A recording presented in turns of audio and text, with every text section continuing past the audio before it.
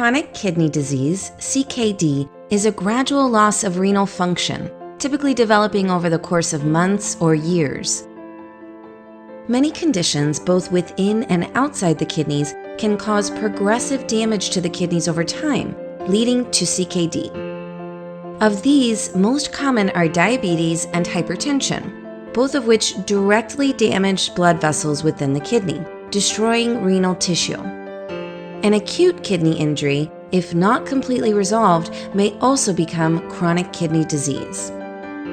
The severity of renal disease is evaluated based on glomerular filtration rate, GFR, an indicator of how well the blood is filtered by the kidneys.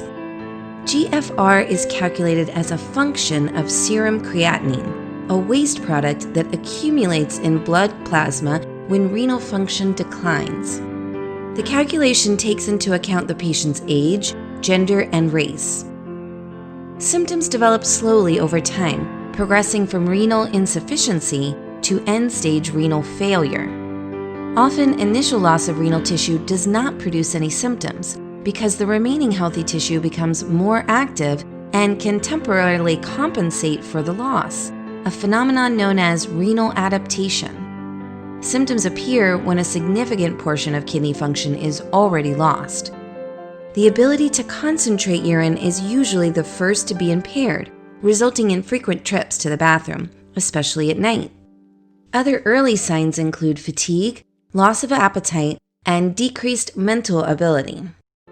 Because the kidneys remove metabolic wastes, control blood pH and fluid electrolyte balance, as well as produce several hormones, loss of kidney function may result in a number of complications. Accumulation of toxic nitrogenous waste can cause a range of symptoms, from nausea, vomiting, to confusion and seizures. Reduced excretion of hydrogen ions leads to increased blood acidity, or metabolic acidosis. Reduced excretion of potassium results in potassium overload in the blood, or hyperkalemia, which may cause cardiac arrhythmias. Hyperkalemia usually occurs only in advanced stage, but excessive potassium intake or use of drugs that prevent potassium excretion may precipitate the condition in earlier stages. Decreased excretion of phosphate results in hyperphosphatemia. Reduced renal production of calcitriol, an active form of vitamin D, contributes to low blood calcium level, or hypocalcemia. Low blood calcium stimulates production of parathyroid hormone, PTH, by the parathyroid gland. PTH promotes calcium release from bones in an attempt to raise blood calcium. This sequence eventually leads to an overactive parathyroid gland, or secondary hyperparathyroidism, which can develop before hypocalcemia occurs.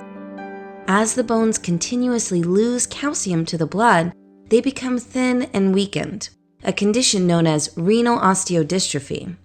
Symptoms include bone and joint pain and increased risks of fractures.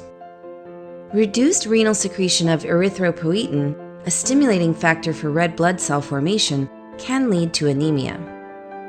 Diagnosis is based on renal function tests, which include blood and urine analysis.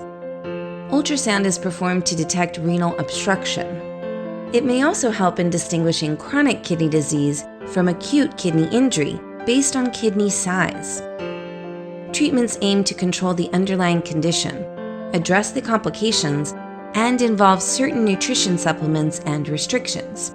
End-stage kidney disease requires dialysis or kidney transplantation.